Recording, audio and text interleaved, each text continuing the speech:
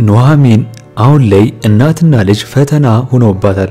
እንግዲህ በወጣሽ በገባሽ ቁጥር በደህንነቷ እያሾፉባትና እያሰቃዩት ነው የሚገኙት። ናሆም ግን ለኑሐሚን በማዘን ሁለቱንም እንዲተው ነግሯቸዋል ማለት ነው።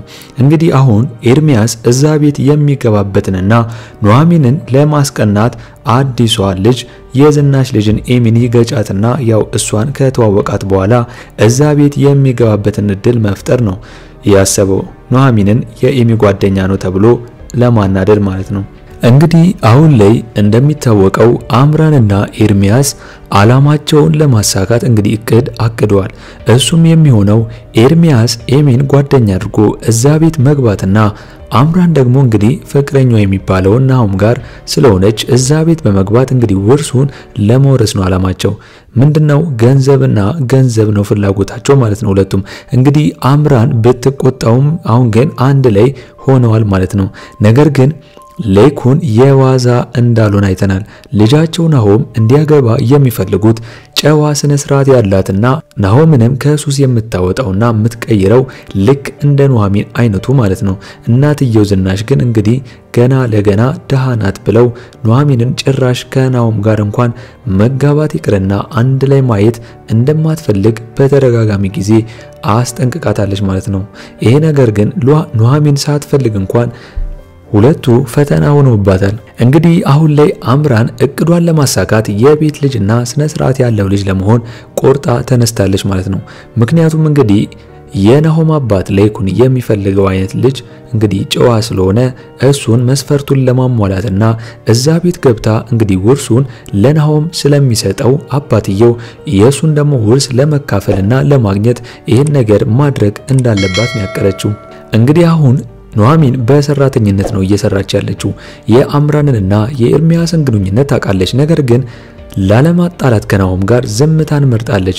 ኤርሚያስ በኤሚ ምክንያት ግን አምራን ደግሞ በናሆም ምክንያት እዛ ቤት ሲገቡ ይባስ ብሎ እንድትናደድ ነው ሁለቱም የሚያደርጓት ማለት ነው። እንግዲህ አሁን ላይ ኤርሚያስ አንድ ባንድ ሴቶቹን እየጨረሳቸው ነው።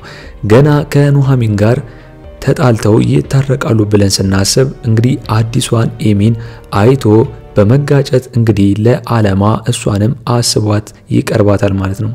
እንግዲህ ኑሐሚንን እንደሚያፈቅራት ብናውቅም አሁን ግን ለዓላማውና ለእቅዱ ሲል እንግዲህ አዲሷ ኤሚን ተተዋውቋት እዛ ቤት ይገባል ማለት ነው። እንግዲህ ኑሐሚን ክፍል 21 ቶሎ እንዲለቀቅ ሁላችሁም ኮሜንት ላይ ክፍል 21 ቶሎ ይለቀቅልን በማለት ይህንን ቪዲዮ ላይክ በማድረግ ጀምሩ።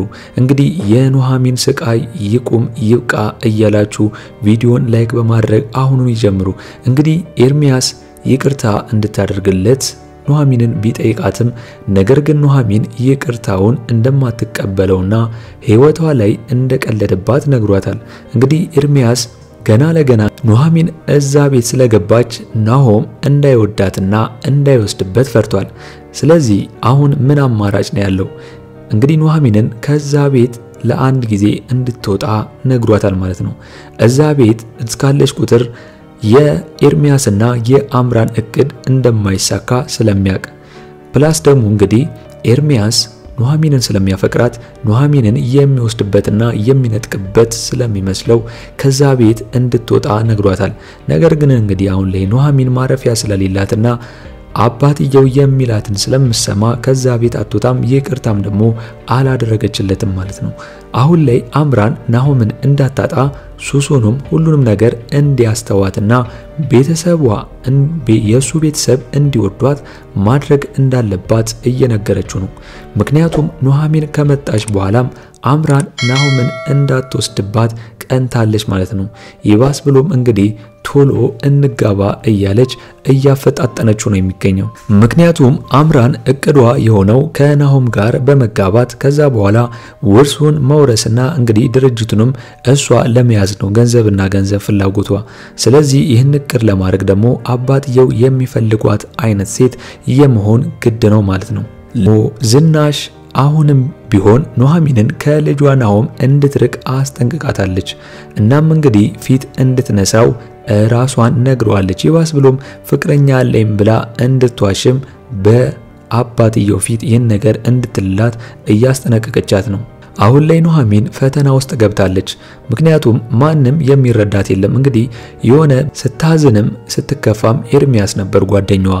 ኤርሚያስ ግን ያንን ክህደት ከፈጸመባት በኋላ አሁን ላይ ኑሐሚን ማንም የሚረዳት የለም፣ ብቸኛ ሆናለች ማለት ነው። ነገር ግን ናሆም እንደነሱ ስላልሆነ የሆነ ነገር ስትሆን ሄዶ እያባበላትና እንዳትከፋና እንዳታዝን እያደረጋት ነው። እንግዲህ አዲስ የመጣችዋ የዝናሽ ልጅ ኤሚ የምትባለው ልጅ በጣም ለኑሐሚን ከባድ ሆናባታለች። እንግዲህ ኑሐሚንን እንደገረድ ለማሰራትና ለማሰቃየት ነው ቁርጥ የተነሳችው። እንግዲህ ናሆም ግን የዋልብ ነው ያለው። ሄዶ ኑሐሚንን እንግዲህ ቀስ ብሎ እያረጋጋትና እየሞከራት ነው ያለው። ስለዚህ እንግዲህ ይህንን ነገር ካልፈለግሽ እነሱ ከባድና መጥፎ ሰው ስለሆኑ ቤቱን ለቃ እንድትወጣ እያደረጋት ነው። ነገር ግን የሷ ፍላጎት ሳይሆን የአባትየው የናሆም አባት እንግዲህ ለይኩን ፍላጎት ስለሆነ እንጂ እሷ ፍላጎቷ እዚህ መኖር እንዳልነበረ ነው የነገረችው፣ አማራጭ ስለሌላት እንጂ። እንግዲህ አሁን ላይ ናሆም ፍቅረኛውን አምራንን ከቤተሰብ ጋር ሊያስተዋውቃት አስቧል። ለእናትየውም ይህን ነገር ሁሉንም ይነግራታል ማለት ነው። እንግዲህ ዝናሽ ግን የሚያሳስባት ነገር ናሆም የሚያገባት ልጅ ከእሱ እኩል ደረጃ ያለች ወይም ደግሞ የሀብት መጠኗ ከፍ ያለና ገንዘብ ያላት ካልሆነች እንደማትቀበላት ነግረዋለች ማለት ነው። እንግዲህ ዝናሽ ማለት እንግዲህ ከለይኩን የባሰች ነች። ምክንያቱም አሁን ላይ እሷም ብርና ገንዘብ ስለምትፈልግ እንግዲህ ናሆም ወይም ልጇ የሚያገባላትን ሴት የምትመርጠው እሷ እንደሆነችና እኩል ደረጃ ላይ ያለውን ሴት እንደምትፈልግ ነው የነገረው። ነገር ግን አምራን እንደሚታወቀው ያን ያህል የሚባል ደረጃ ብር የላትም። ጭራሽ ይባስ ብሎ የምታገኘውን ብር ለኤርሚያስ ሰጣው። ኤርሚያስ ደግሞ እንግዲህ እያጠፋው ነው ያለው። መልስልኝ ብትለውም እንኳን ኤርሚያስ እንደማይመልስላት ነግሯታል። እናትየው የምትለው ነገር እዚህ ጋር ይከሽፋል ማለት ነው። አሁን አምራን ሙሉ በሙሉ ራሷን ቀይራለች። እንግዲህ የናሆም አባት እንዲወዷትና እንዲቀበሏት፣ ነገር ግን አባትየው አይኑ ያረፈው ኑሐሚን ላይ እንደሆነ አይተናል ማለት ነው። እንግዲህ ለይኩን ከተሰማ ጋር እያወሩ ያለ የኑሐሚንን ነገር ወይም ደግሞ ከአቶ ተሰማ የልጁን ነገር ስለሰማና ናሆምን ከኑሐሚን ጋር ለማጋባት ነው ፍላጎቱ። ስለዚህ እሱ እቅዱ ይሄ ነው ማለት ነው። እንግዲህ ኑሐሚን ላይ አሁን ላይ እናትና ልጅ በጣም ፈተና ሆኖባታል። እንግዲህ አሁን ላይ እሷ ላይ በድህነቷ እያሾፉባትና እያሰቃዩት ነው የሚገኘው። ናሆም ግን ለኑሐሚን በማዘን እንግዲህ ሁለቱም እንዲያርፉ ነግሯቸዋል ማለት ነው፣ እንደነሱ ስላልሆነ። ኤርሚያስ ግን በተደጋጋሚ ጊዜ ኑሐሚንን ስትወጣ ስትገባ እየተከታተለ ይቅርታ እንድታደርግለት ቢጠይቃትም እሷ ግን ምንም ይቅርታ እንደማታደርግለትና ያየችው ነገር ወይም ደግሞ ያሰማችው ነገር በጣም ከባድ ስለሆነ እንደጎዳት ነግሯታል ማለት ነው። ስለዚህ አሁን ኤርሚያስ አማራጭ የለውም። ስለዚህ እዛ ቤት ኑሐሚንን ለማየት ለመግባት ኤሚን እንግዲህ ጓደኛ በማድረግ አማራጩ እሱ ይሆናል ማለት ነው። አሁን እንግዲህ ናሆም አምራንን ይዟት ሊመጣ ነው። ፍቅረኛዬ ናት ብሎ ከቤተሰቡ ጋር ሊያስተዋውቃት። እንግዲህ ዝናሽና አቶ ለይኩን አምራንን በደንብ ይቀበሏታል ወይስ አይቀበሏትም? እስቲ እናንተ በዚህ ጉዳይ ሐሳብ አስተያየታችሁን ኮሜንት ላይ አስቀምጡልኝ። ሌላው ደግሞ ኤርሚያስም ሆን ብሎ ልጃቸው ኤሚ ጋር በመጋጨት እንግዲህ ውለታ እንድትከፍለውና እንግዲህ ከሷ ጋር ጓደኛ ለመሆን ለመመስረት እያሰበ ይገኛል ማለት ነው። ምክንያቱም ኑሐሚንን የሚያገኛት እዛ ቤት ብቻ ስለሆነ ሌላም ደግሞ ከአምራን ጋር እቅድ ስላላቸው ያንን እቅድ ለማሳካት ይህንን ዘዴ ዘይዷል ማለት ነው። እንግዲህ የዛሬው አስተያየቴ ይህንን ይመስል ነበር። ኑሐሚን ክፍል 21 ቶሎ እንደተለቀቀ እኛም በኮሚኒቲ ፖስታችን ስር ወዲያው ለእናንተ የምናስቀምጥላችሁ ይሆናል ማለት ነው።